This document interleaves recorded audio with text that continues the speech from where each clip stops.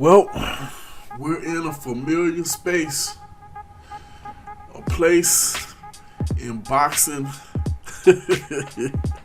where you have to make the choice between two mandatories, something an undisputed fighter just don't want to hear. Just don't want to hear this mess. This is why I say it is not meant for a fighter to be undisputed. It's just not.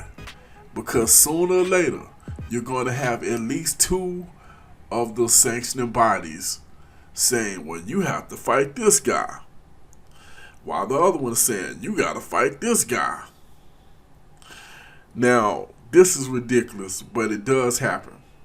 Unfortunately, the whole Brian Castano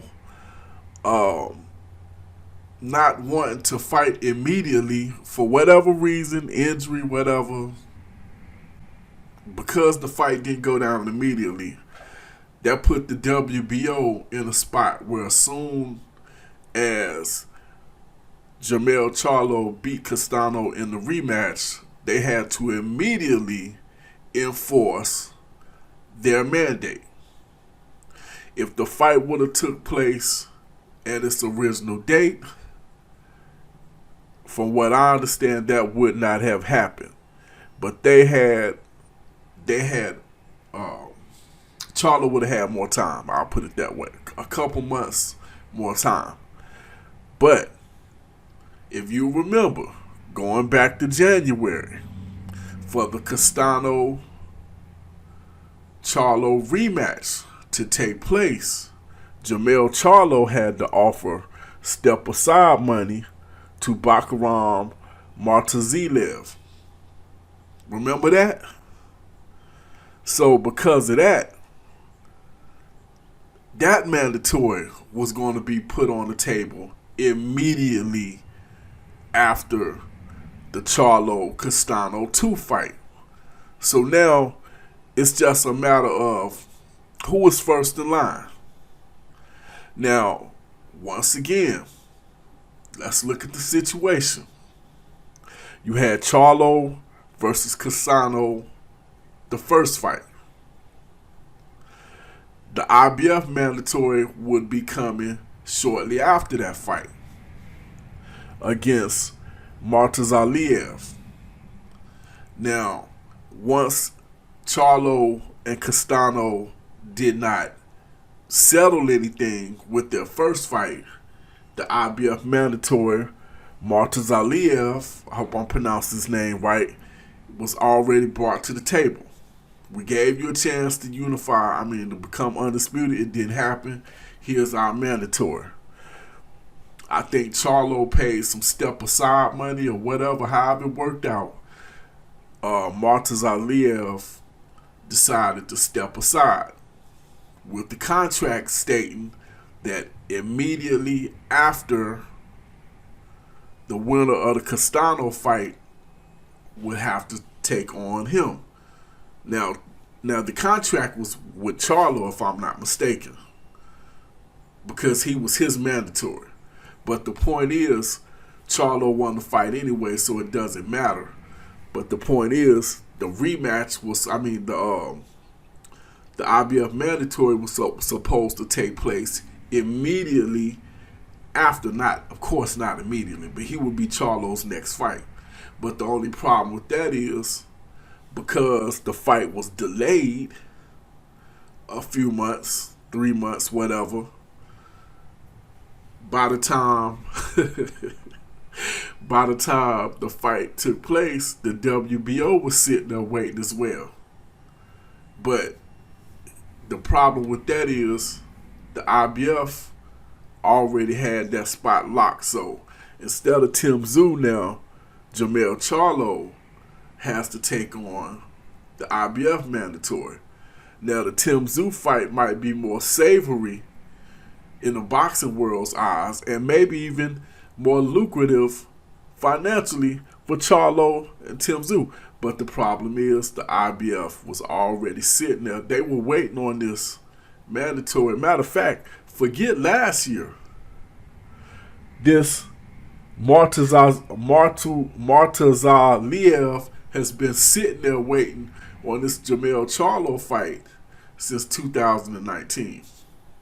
That's how long he's been the mandatory. So I don't see Tim Tszyu getting that fight.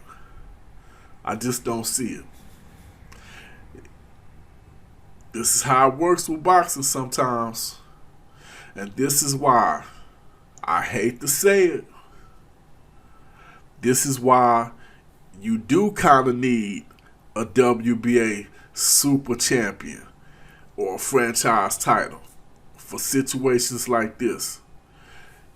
Look, I can't speak for the franchise title, but I can speak for the WBA super title. It was created so the champion that held, originally the super champion was a WBA title holder that held multiple titles. So that means if you had the WBA title and you had the WBO title, you didn't have a mandatory. For the WBA, that is. They granted you immunity from a mandatory. That way it was easier for you to defend your title against whoever was brought your way by these other guys. But here's how you fix this. You don't necessarily need to be a super champion or a franchise champion. What you need is when a guy hits a certain level, and I don't mean status. I mean once he has 2 belts, 3 belts, 4, accommodations should be made by all sanctioning bodies involved. Instead of one sanctioning body determining who they want him to fight and another one determining who they want him to fight, and that would be 4 times over because you got 4 sanctioning bodies. Why not have those sanctioning bodies, at least for this particular fighter, come up with who they want him to fight together, all 4 of them? That makes more sense. Now, I'm not saying you got to do that with everything, but just with those particular fighters who are undisputed. It should be mandated, since we stuck on that word, that for undisputed fighters, all sanctioning bodies would have to come together and decide who they fight. To me, that makes more sense when it comes to a mandatory.